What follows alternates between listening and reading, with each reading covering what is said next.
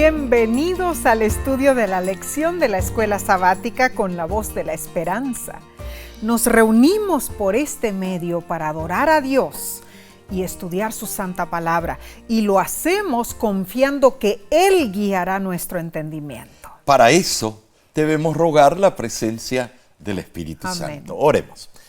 Padre que moras en los cielos, dichosos somos de estar juntamente contigo, siendo guiados por tu Santo Espíritu en el estudio de esta lección.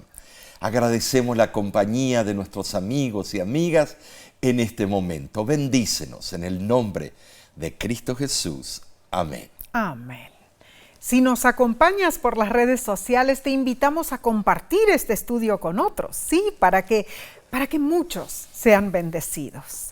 Omar, los cursos bíblicos de la Voz de la Esperanza desde 1942 alcanzan a decenas de miles de personas por año.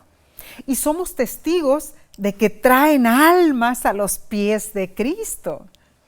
Cuán cierto, y también recibimos muchos mensajes de hermanos y hermanas en Cristo que conocieron el mensaje de salvación a través de nuestros cursos bíblicos. Cierto. Por ejemplo, nos escribió Marciano Arévalo Fabián. Él nos dice dónde vive, no nos dice, pero nos cuenta su testimonio. Claro. Y eso es precioso. Yo te voy a pedir, Nesí, si tú lo puedes leer. Sí, claro, seguro. Él nos dice: hace poco estuve enfrente de la esposa del pastor Omar. Me debe conocer personalmente. Sí. Me llamo Marciano Arévalo Fabián y fui bautizado en la Iglesia Adventista en mayo de 1976 por medio de 2 cursos bíblicos patrocinados por la Voz de la Esperanza. Les saludo en el nombre de nuestro Señor Jesucristo, mi Salvador. Gracias por escribirnos, hermano Marciano. Amén. Y por contarnos que estudió los cursos bíblicos con la Voz de la Esperanza. De verdad, Dios obró en forma milagrosa en su vida para que conociera las verdades bíblicas. Gloria a Dios. Que el Señor siga bendiciendo su vida siempre. Amén. Bien, Omar. Estudiaremos entonces la lección número 7 para el 18 de mayo 2024, titulada Motivados por la Esperanza. ¿Cómo podemos relacionar el gran conflicto con la esperanza? Bueno, ¿qué significa en verdad esperanza? Espero que me entiendas. Espero que no llueva mañana. Espero encontrar un buen trabajo. Esto es esperanza en el sentido de una débil expectativa, ¿no es cierto?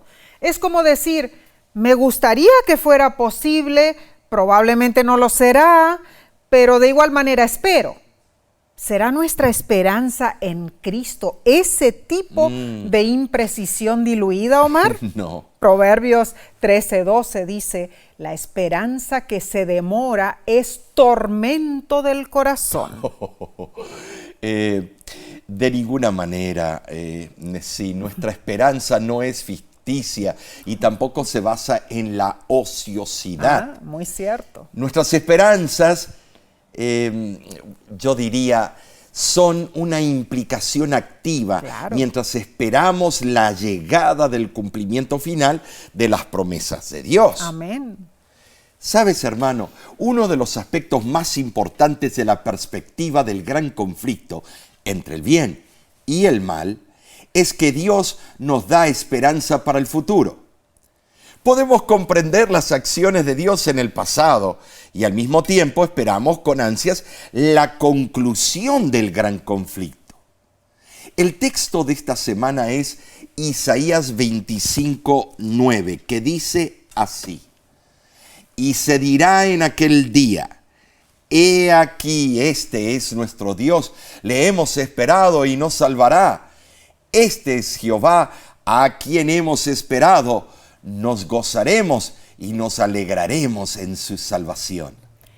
Esta exclamación triunfante brotará de los labios de los santos cuando Cristo aparezca en las nubes de los cielos. Las fervientes plegarias suplicando liberación se transformarán en himnos de alabanza, porque reconoceremos con júbilo a aquel a quien hemos esperado pacientemente por tanto tiempo. La lección lo afirma. La segunda venida de Jesús es uno de los temas centrales de las Escrituras. Es un hilo de oro que recorre las páginas sagradas de la Biblia. Mira esta estadística. Se estima que hay 1845 referencias a la segunda venida de Cristo en el Antiguo Testamento. Y en los 260 capítulos del Nuevo Testamento hay más de 300 referencias al regreso de Cristo. Uno de cada 25 versículos lo menciona. Es notable que 23 de los 27 libros del Nuevo Testamento se refieren a este gran acontecimiento. En las lecciones anteriores vimos cómo los reformadores trabajaron fielmente para refutar la caída de la Iglesia Apostólica Romana. Tristemente, la obra de la Reforma en Europa fracasó y se vio obstaculizada por divisiones y conflictos. Entonces, el protestantismo tuvo que buscar un nuevo lugar donde pudiera estudiar las verdades bíblicas. Omar, así fue como echó raíces en el Nuevo Mundo, donde muchos buscaron tomar el manto de la verdad, incluida la segunda venida de Cristo. Y cuando decimos que fracasó en Europa, no totalmente, pero sí se enfrió. Se enfrió, cierto. Perdieron la visión, perdieron el fervor. Claro. Y vemos hoy en día los resultados. Las iglesias protestantes están vacías. Vacías. En Estados Unidos había un agricultor bautista llamado William Miller. Estudiando con ahínco la Biblia, él creyó firmemente que Jesús vendría pronto, incluso durante su vida. Cierto, así fue. Él comenzó a predicar ese mensaje. Inició un movimiento que, aunque enfrentó una gran decepción en su tiempo, presentó verdades bíblicas que siguen siendo relevantes para nosotros hoy en día. Seguro que sí. Aunque la predicción de William Miller no se manifestó como él supuso que ocurriría, Claro. Él siguió estudiando, hermanos. Y con otros fieles hijos de Dios, llegó a ser pionero de nuestra iglesia adventista del séptimo día. Ahora, muchos no tenían educación, ni dinero, ni grandes medios de comunicación. Ciertos.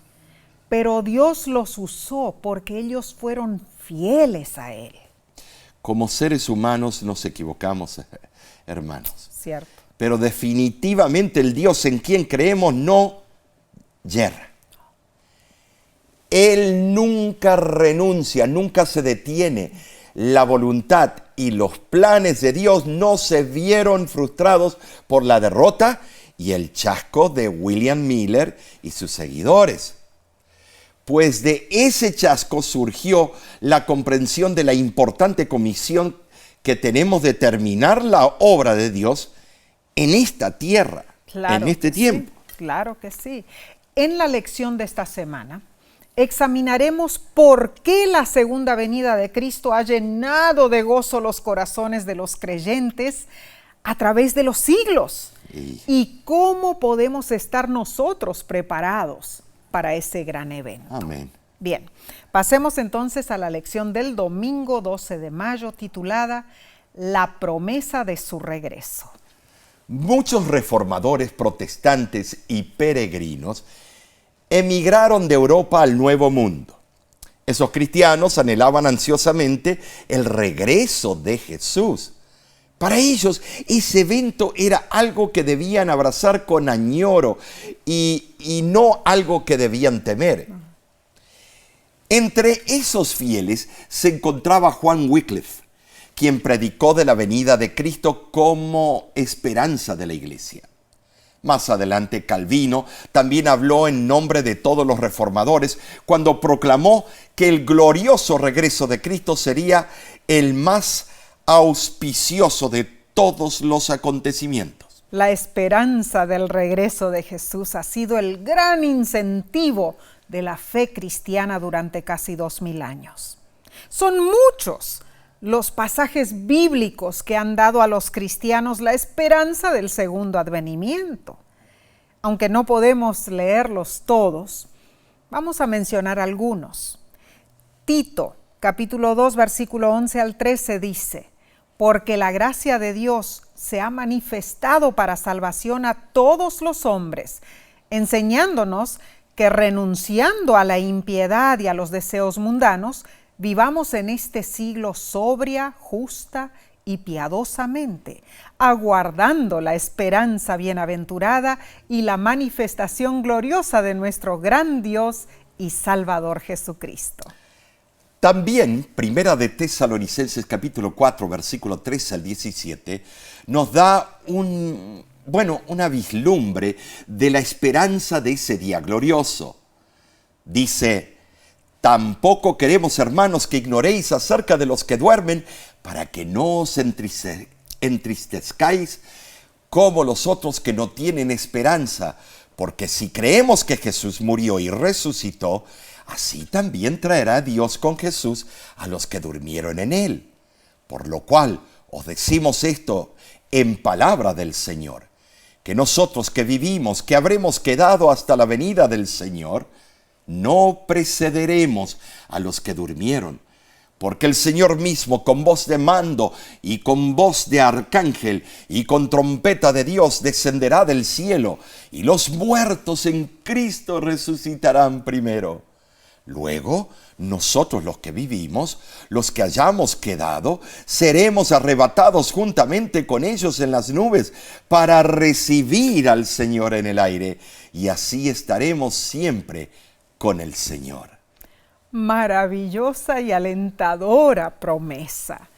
Y luego vemos en Juan capítulo 14, versículos del 1 al 3, allí leemos la promesa de Jesús. No se turbe vuestro corazón. ¿Creéis en Dios? Creed también en mí. En la casa de mi Padre muchas moradas hay. Si así no fuera, yo os lo hubiera dicho. Voy pues a preparar lugar para vosotros. Y si me fuere y os preparare lugar, vendré otra vez y os tomaré a mí mismo, para que donde yo estoy, vosotros también estéis.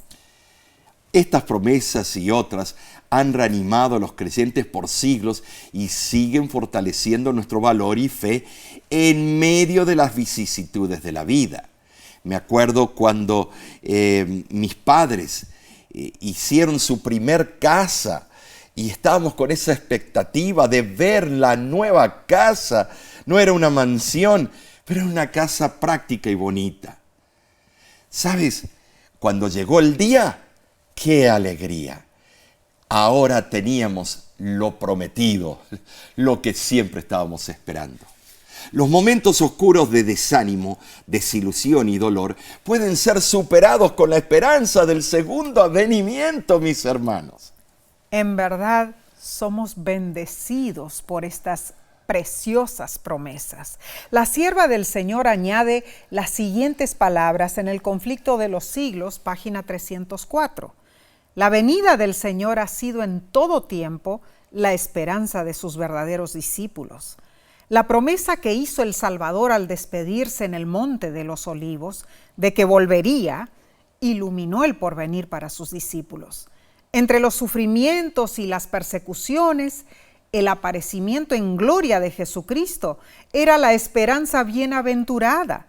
Cuando los cristianos de Tesalónica, agobiados por el dolor, enterraban a sus amados que habían esperado vivir hasta ser testigos de la venida del Señor, Pablo, su maestro, les recordaba la resurrección que había de verificarse cuando viniese el Señor. Entonces los que hubiesen muerto en Cristo resucitarían y juntamente con los vivos serían arrebatados para recibir a Cristo en el aire. Indudablemente, la maravillosa creencia en la segunda venida de Cristo nos trae esperanza y gozo a los que creemos en la Biblia. Esa esperanza apunta al fin de la enfermedad, el sufrimiento y también la muerte. Marca el comienzo del fin de la pobreza, la injusticia y la opresión. Anticipa el fin de las luchas, los conflictos y las guerras. Y sabes, Nesí, esa esperanza pronostica un futuro de paz, Amén. felicidad y comunión con Cristo y con los redimidos de todas las edades para siempre. Gloria a Dios. En verdad, esa esperanza es poderosísima. Claro que sí. Hace unos años atrás, Omar, en la revista National Geographic publicó una columna que explicaba la capacidad de sobrevivencia de un ser humano. Afirmó que los seres humanos pueden sobrevivir unos 2 a 3 minutos sin oxígeno, pero que con entrenamiento, dice que pueden retener la respiración hasta 11 minutos. Bueno, también aseveró que los humanos adultos pueden sobrevivir hasta 10 minutos a temperaturas de 300 grados Fahrenheit. ¿Qué? Bueno, eso es algo impresionante, o sea, 148 grados centígrados. Bueno, asimismo, National Geographic ratificó que los humanos adultos pueden sobrevivir hasta 7 días sin agua y hasta unos 45 días sin comida. Pero al final de la columna, si me recuerdo bien, sí, esa revista de National Geographic declaró que los seres humanos no pueden sobrevivir mucho tiempo sin esperanza. Cierto, no pueden. Concuerdo con esto. Claro. Si no atesoramos la esperanza en las promesas divinas, estaríamos en una situación completamente desesperada. Cierto. No tendríamos razón para luchar en este mundo. No podríamos afrontar el futuro ni vivir en el presente, mis hermanos. ¡Cuán cierto, Omar! Nuestra esperanza en la segunda venida de Cristo es definitiva y segura. Solo la esperanza que viene de Dios puede darnos lo que más necesitamos, la seguridad confiada en el presente y la certeza de un futuro maravilloso en la presencia de nuestro Dios. Hermano, hermana, ¿está tu fe anclada en la esperanza de que pronto verás a Cristo tu Salvador? ¿Estás compartiendo esta esperanza con otros? Es nuestra oración que así sea. Analicemos la parte del lunes 13 de mayo titulada A la espera del tiempo. Era una tarde calurosa y el aire acondicionado no funcionaba bien. Antonio esperaba su turno con muchos otros en el consultorio médico. Tenía ganas de escapar de allí, pero esa cita médica era muy importante para él. Después de esperar 2 interminables horas, se abrió la puerta y un asistente médico anunció el nombre de Antonio. Finalmente. Al fin había llegado su turno de ser atendido. Bueno, yo creo que todos hemos vivido una experiencia parecida a la de Antonio, ¿no? A todos nos toca esperar. Cada agricultor debe esperar el tiempo entre la siembra y la cosecha. Así es. Cada estudiante debe esperar el diploma de la universidad después de años de estudio.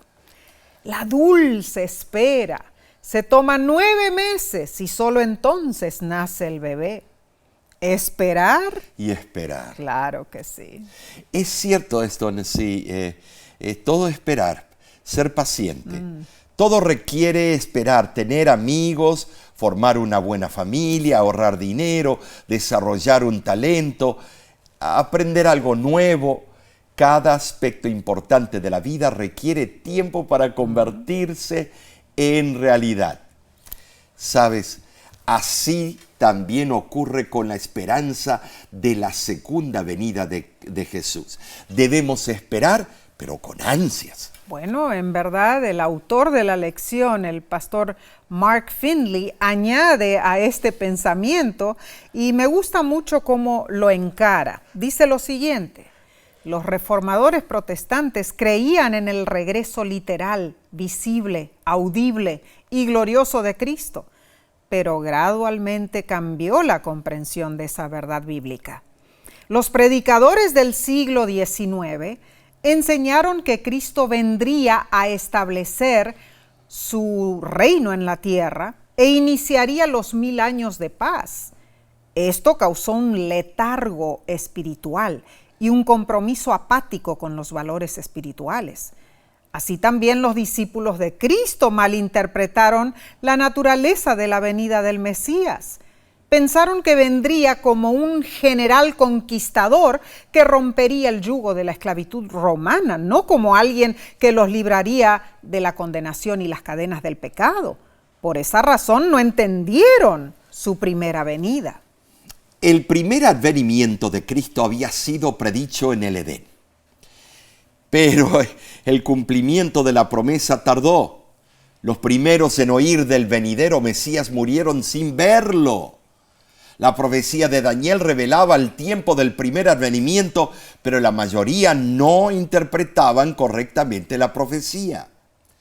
¿Saben? Sí, transcurrieron siglos, y las voces de los profetas cesaron. Muchos exclamaron: se van prolongando los días y desaparecerá toda visión. Ezequiel 12:22. Wow. Pero así como las estrellas en la vasta órbita tienen su trayectoria señalada, los propósitos de Dios no conocen premura ni demora. Ahora, la Biblia explica cómo será la segunda venida de Cristo. Así es. Cuando Jesús ascendió al cielo, 2 ángeles declararon a los discípulos esa gran verdad.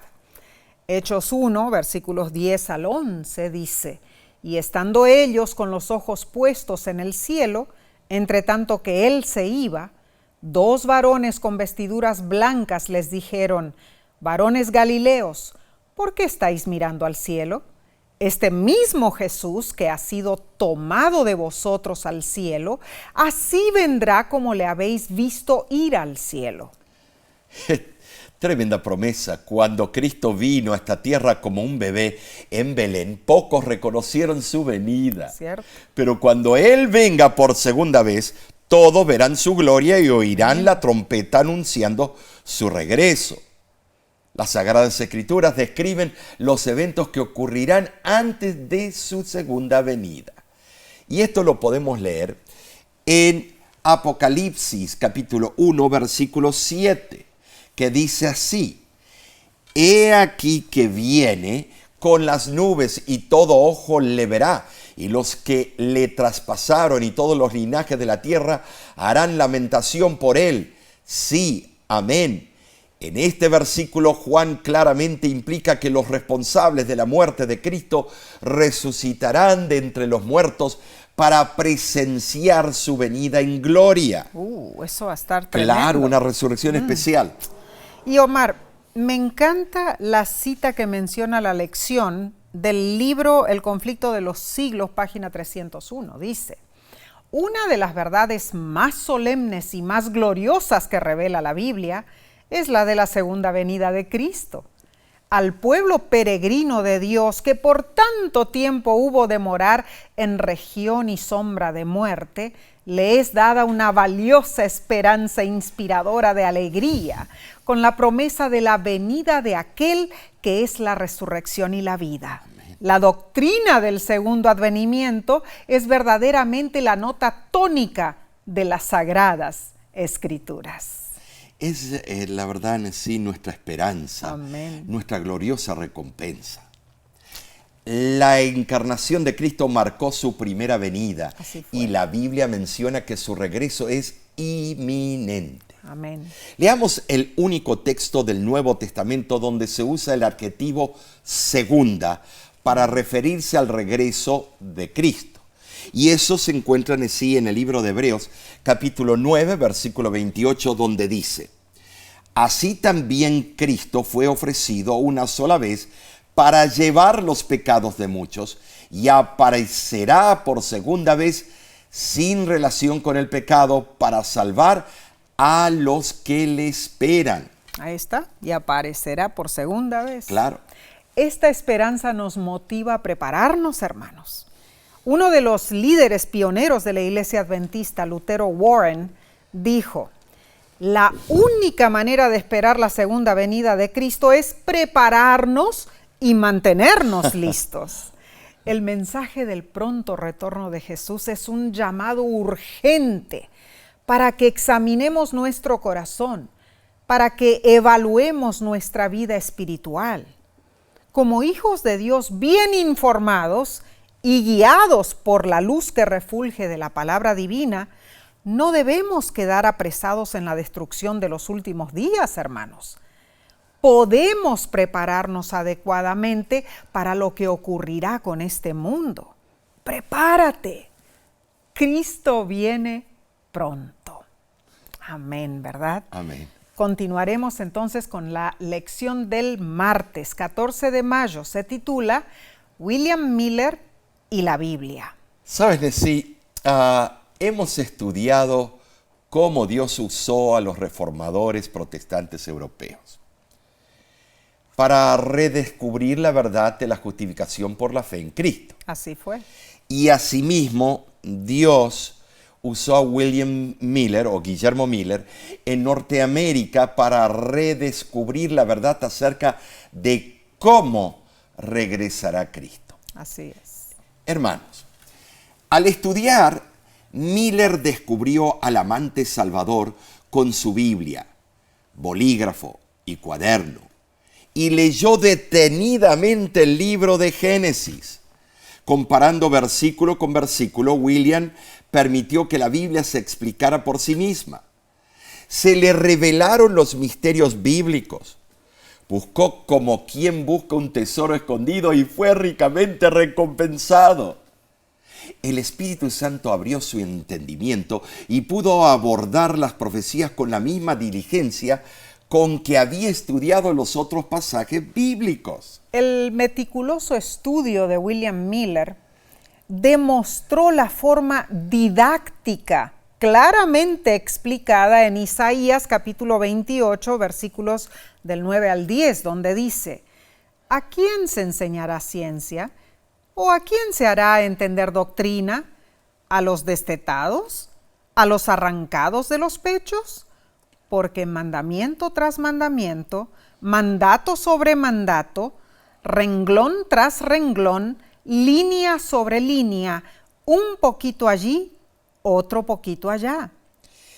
Es interesante que el comentario bíblico adventista menciona dos posibles interpretaciones para este texto de Isaías 28:10. La primera es la tradicional, representada por la Reina Valera revisada. Dice que la verdad debe ser presentada clara y lógicamente. Un punto debe llevar al otro, uniéndose como eslabones. Debe darse la instrucción como si se la enseñara a niños, repitiendo una y otra vez, avanzando de un tema a otro en etapas fáciles para que los hombres con mentes oscurecidas por el pecado puedan comprender. La segunda interpretación de Isaías 28:10 se basa en el hecho de que en hebreo parte del texto parece constar de palabras onomatopéyicas. Esas palabras, elegidas por su asonancia, pretenden imitar el balbucear de un niño o de los borrachos que remedan los mensajes proféticos que no pueden entender. Y el sonido en castellano sería aproximadamente algo así: tsau la tsau, tsau la tsau, kau la kau, kau la kau, seer sham, seer sham. Muy interesante. Tal vez no le hacemos justicia, pero muy interesante. Ahora, un buen número de eruditos modernos, aunque no ponen en duda que la palabra de Dios debe enseñarse en forma ordenada y sistemática, afirman que es difícil o imposible leer en el texto hebreo lo que tradicionalmente se quiso decir. Sea como sea, este versículo nos da una importantísima regla de la hermenéutica bíblica. En verdad, Dios es sabio porque nos enseña en forma organizada y en forma maravillosa. Leamos 2 de Pedro, capítulo 1, versículos 19 al 21. Tenemos también la palabra profética más segura, a la cual hacéis bien en estar atentos como a una antorcha que alumbra en lugar oscuro, hasta que el día esclarezca y el lucero de la mañana salga en vuestros corazones. Entendiendo primero esto, que ninguna profecía de la Escritura es de interpretación privada, porque nunca la profecía fue traída por voluntad humana, sino que los santos hombres de Dios hablaron siendo inspirados por el Espíritu Santo. Ahora, la venida de Jesús quitará las tinieblas del mundo, pero por mientras las verdades celestiales se revelan en la palabra de Dios en forma original. Cuando estudiamos las profecías bíblicas, debemos recordar el principio básico que cada profeta fue un vocero del Espíritu Santo, estando bajo la conducción divina.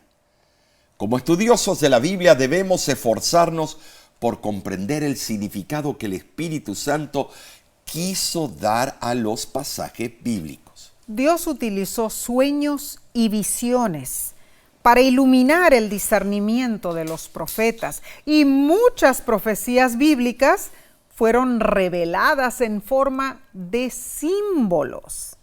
Ay, Omar, hablando de símbolos, yo recuerdo que a nuestros hijos, Neidín y Derek, les fascinaba resolver enigmas cuando eran niños, Sí, ¿te acuerdas? Se creían pequeños detectives.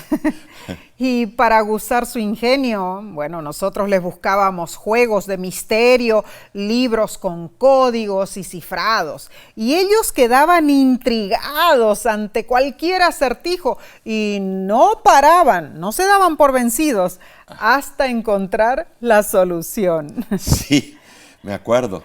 Y siguen así, ¿eh? Sí. Recuerdo que invitábamos a sus amiguitos y les preparábamos juegos de búsqueda de tesoros. También. Les encantaba eso. Ahora, muchos dicen que la simbología bíblica los confunde. Pero los símbolos de los libros proféticos no son ningún misterio. Dios nos dio su palabra profética para que estemos preparados para los acontecimios culminantes que pronto se desarrollarán en este mundo, Nessie. Así es, amén. Y William Miller, o Guillermo Miller, ¿no es cierto? Sí. Él entendió claramente que la profecía era su mejor intérprete. Claro. Los símbolos de la profecía siempre son aclarados en la misma Biblia. Por ejemplo, las bestias representan reyes o reinos. Daniel 7:17 y versículo 23. El viento representa destrucción. Jeremías 49:36. El agua representa pueblos o naciones. Apocalipsis 17:15. Y una mujer representa a la iglesia. Jeremías 6:2 y Efesios 5 del 22 al 32.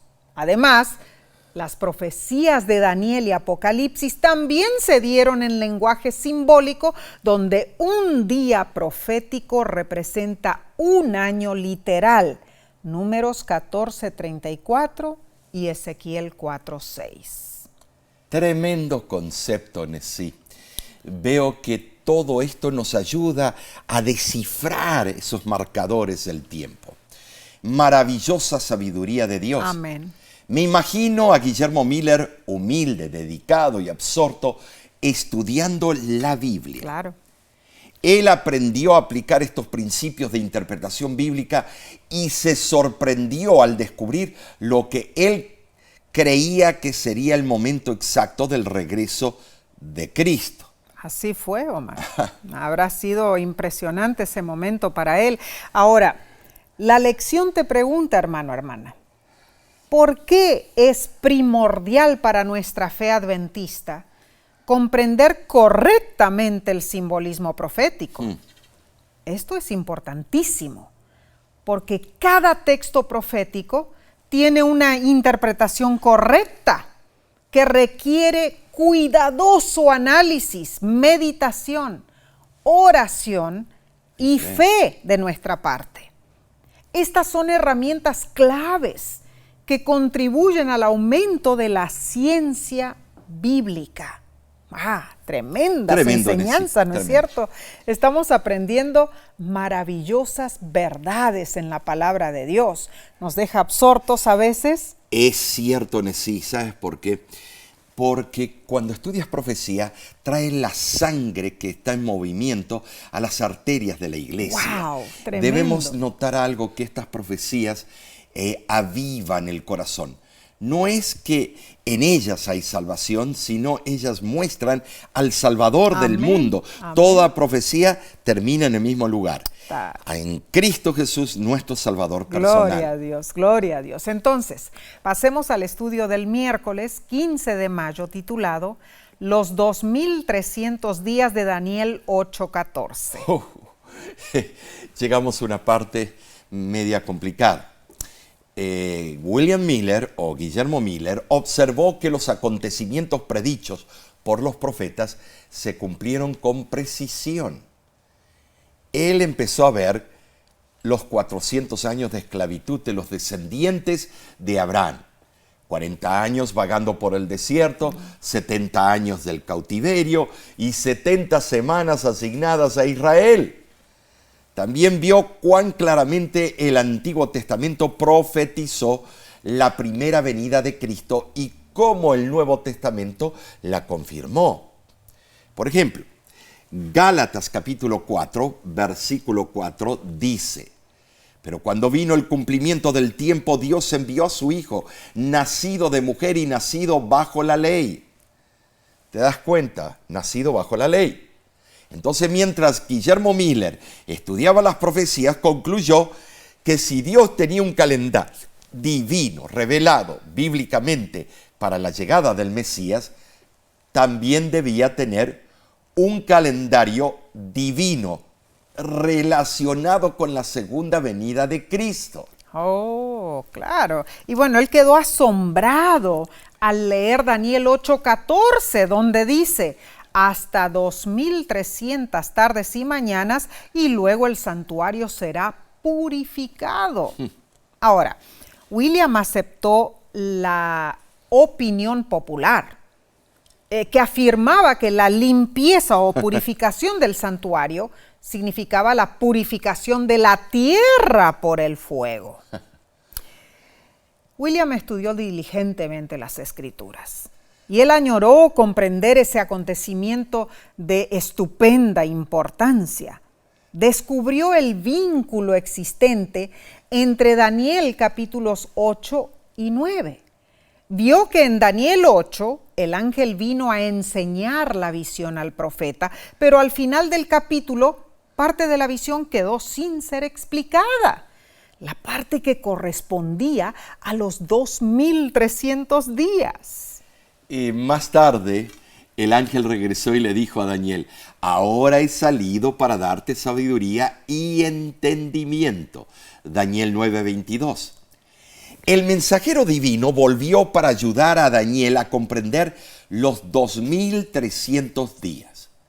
Después de pedirle a Daniel que considerara el asunto y entendiera la visión, el ángel le dijo: de este pastel, 70 semanas están determinadas para tu pueblo y sobre tu santa ciudad. Daniel 9:24. Ahora notemos algo muy particular. La palabra determinadas significa literalmente cortadas, o sea, 70 semanas serían cortadas ¿de qué? Del pastel. ¿Pero cortadas de qué? Bueno, esas 70 semanas corresponde a 490 días que serían cortados de la visión de los 2300 días o años. Claro, porque esa era la única parte de Daniel 8 que el profeta necesitó que el ángel volviera para explicárselo. Ahora, Daniel 9:25 da el punto de partida de esas 70 semanas y dice: desde la salida de la orden para restaurar y edificar Jerusalén. Al notar ese detalle, William Miller supuso: bueno, si tengo esa fecha específica, puedo saber el comienzo del periodo profético. el comienzo de las 70 semanas, el comienzo de la profecía de los 2300 días. Era para él como un enigma que ansiaba descubrir. Me imagino la emoción que habrá sentido. Y para dar consistencia a los días de ese periodo bíblico, los computó en el sentido profético, utilizando la aplicación del principio día por año. Entonces, Nesí, él vio que el tiempo referido es específico y definido. Claro.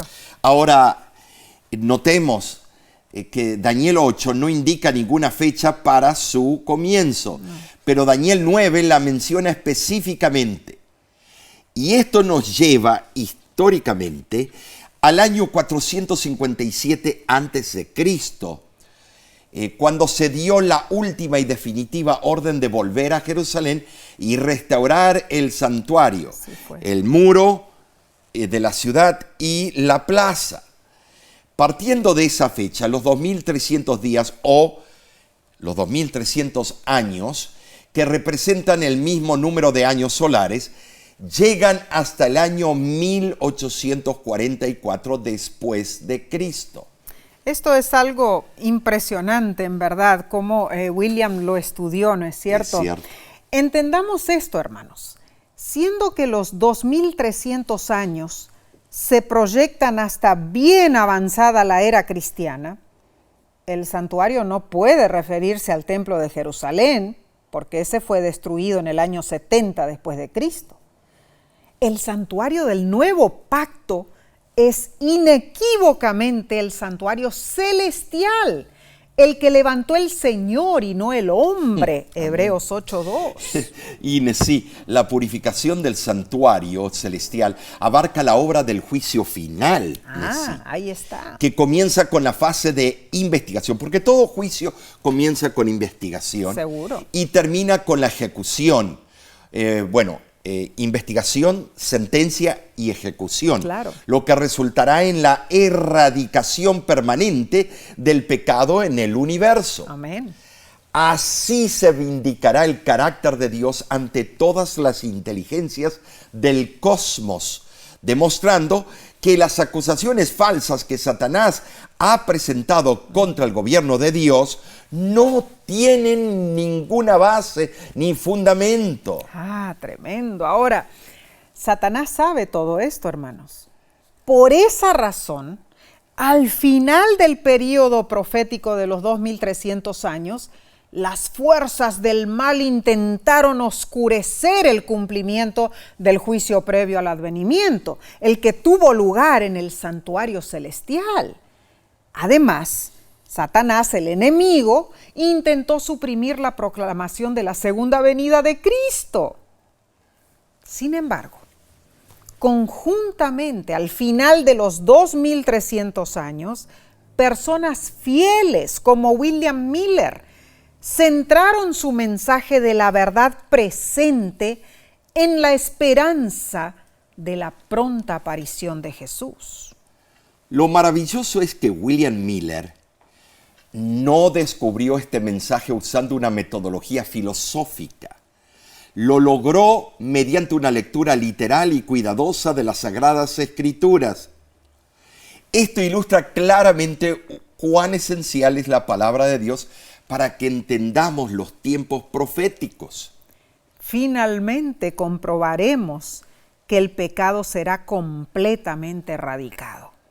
En los anales de la historia de este mundo, Satanás hace parecer que el poder y ambición humanos controlan las proezas y los eventos de las naciones. Ay, Omar, cuán equivocado está Satanás, porque al estudiar la Biblia, hermanos, se descorre el velo de la oscuridad y nuestros ojos pueden ver con claridad que todo lo que ocurre en este mundo se cumple silenciosa y pacientemente según los designios y la voluntad de Dios. Pero Amén. Satanás sabe que está equivocado, nada más que quiere engañar a todos. Seguro. Bueno, pasemos a la lección del jueves 16 de mayo titulada la cronología profética más larga. Esdras capítulo 7, versículo del 7 al 13, habla del decreto que liberó a los cautivos israelitas. Fue pronunciado en sí por Artajerjes, Así fue. Rey persa en el año 457 a.C. Es el mismo de la reina Esther, creo. Allí comenzó la profecía de los 2300 días o años. Los judíos regresaron a restaurar Jerusalén y el templo en ese año en sí. Wow. Ahora, además de indicar el comienzo del periodo profético de 2300 días o años, Daniel mencionó eventos cronológicos durante ese tiempo. Leamos Daniel capítulo 9, versículos 24 al 26, donde dice: 70 semanas están determinadas sobre tu pueblo y sobre tu santa ciudad para terminar la prevaricación, sellar la visión y la profecía y ungir al santo de los santos.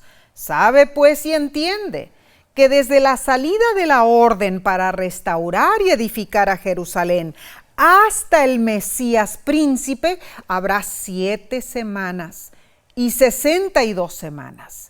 Se volverá a edificar la plaza y el muro en tiempos angustiosos, y después de las 62 semanas se quitará la vida al Mesías. La palabra semana es Shabuah en hebreo. Describe un periodo de 7 días consecutivos. Así es. Pero en el pseudoepigráfico libro de los jubileos y en la Mishnah, Shabuah indica un periodo de 7 años. Interesante. Evidentemente son semanas de años y no de días. Las 70 semanas serían 490 años literales, cortados de ese pastel que llamamos los 2300 años. Esos 490 años se aplicaron a los israelitas. En ese periodo ellos llenarían la copa de su rebeldía. Dios soportó por largo tiempo su desobediencia, pero ellos continuamente se rebelaron contra Él. Al cabo de ese periodo, concluiría la oportunidad para ellos. Ahora, en la profecía, el ángel dividió las 70 semanas en 3 segmentos desiguales, o sea, 3 pedazos de un pastel. 7 semanas, 49 años, 62 semanas, 434 años, y una semana, 7 años. Y subdividió la última semana, 7 años, en 2 mitades de 3 años y medio cada una. ¡Wow! Esta es la matemática divina. El autor de la lección resume estos periodos candentes y dice: en esta notable profecía, Daniel predijo que desde la salida del edicto para restaurar y edificar a Jerusalén hasta el Mesías, habría 69 semanas proféticas, 483 días o años. El decreto fue dado en el otoño del 457 a.C. y 483 años se extienden hasta el otoño del año 27 después de Cristo. La palabra Mesías significa el ungido. En el otoño del año 27 después de Cristo, Jesús fue bautizado y recibió la unción del Espíritu Santo, Hechos 10:38. Después de su bautismo, Jesús predicó el Evangelio del Reino de Dios. Y en la primavera del año 31 después de Cristo, a la mitad de la última semana profética, 3 años y medio después de su bautismo, Jesús fue crucificado. Ahora, ¿cuándo termina la última semana de las 70 que fueron cortadas? Esas 70 semanas, 490 años, asignados a los judíos, concluyeron en el año 34 después de Cristo, cuando el Sanedrín rechazó el Evangelio. Y esto lo encontramos en Hechos capítulo 6 y 7, cuando se apedreó al primer mártir cristiano, Esteban. uno de los 7 diáconos. Si restamos 490 años de la gran profecía de los 2300 años, quedan 1810 años. Esto nos lleva al año 1844 después de Cristo, cuando Guillermo Miller y sus compañeros asumieron que el santuario en Daniel 8:14 era la tierra, que Cristo vendría a purificarla con fuego. Y hubo entonces un gran chasco. Bueno, ese chasco fue real. La sierva del Señor lo explica en Conflicto de los Siglos, página 351 y 352. Guillermo Miller y sus colaboradores no comprendieron enteramente el alcance del mensaje que proclamaban. Los errores les impidieron interpretar correctamente la profecía. Si bien proclamaron el mensaje que Dios les había confiado para que lo diesen al mundo, sufrieron un desengaño. Sin embargo, Dios cumplió su propósito misericordioso. El gran día era inminente y en la providencia de Dios el pueblo fue probado. Los hombres debían ser inducidos a ver si sus afectos pendían de las cosas de este mundo o de Cristo y del cielo. El mensaje tenía por objeto hacerles ver su verdadero estado espiritual, para despertarlos a fin de que buscasen al Señor con arrepentimiento y humillación. El gran chasco de 1844 se convirtió en un mensaje poderoso. Jesús no regresó como Miller y sus compañeros pensaron. Pero sí, y aquí viene el gran pero, un pequeño grupo de creyentes descubrió nueva luz bíblica que en esa fecha Cristo entró en la fase final de su ministerio sumo sacerdotal en el santuario celestial. Claro. Al final de esa fase, Él volverá para redimir a su pueblo. Amén. Esa comprensión identifica el nacimiento de la Iglesia Adventista del séptimo día con su fe anclada en el pronto regreso de Jesús. Bueno, maravilloso este estudio, en verdad, Omar. Sí. Y se nos acaba el tiempo. Así que recapitulemos. Número 1. La esperanza en la segunda venida de Cristo nos asegura un futuro maravilloso con Dios. Número 2. El pronto retorno de Jesús nos llama a evaluar nuestra vida espiritual. Número 3. Dios usó a William Miller para redescubrir la verdad acerca de cómo regresará Jesús. Número 4. Al estudiar la Biblia, William Miller encontró la profecía de los 2300 días o años y las 70 semanas designadas para los israelitas. Y número 5. William Miller y sus compañeros asumieron que Cristo purificaría la tierra en 1844 y hubo un gran chasco. Pero ese chasco se convirtió en un mensaje poderoso, Amén, identificando el nacimiento de la Iglesia Adventista del séptimo día y nuestra esperanza en el pronto regreso de Jesús. Gloria a Dios. En verdad, Omar, las profecías bíblicas son certeras. Motivan con esperanza nuestra vida espiritual, hermanos. Así que preparémonos. Cristo viene pronto. Ahora, si este estudio fue motivador, el próximo será mejor. Wow. La siguiente lección se titula Luz desde el Santuario. Será un tema fascinante, no te lo pierdas. Acompáñanos y estudiemos juntos. Amén. Y invitamos también a nuestros hermanos y hermanas. Este viernes el tema estará interesantísimo. Claro, es el compendio a esta lección, las Seguro 70 que semanas, sí, pero explicado de otra manera. Así que también sintonízate para esa programación. Por mientras te decimos hasta luego. Dios te bendiga, Dios te guarde, Dios haga resplandecer su rostro sobre ti y tenga de ti misericordia. Que Él alce sobre ti su rostro y ponga en ti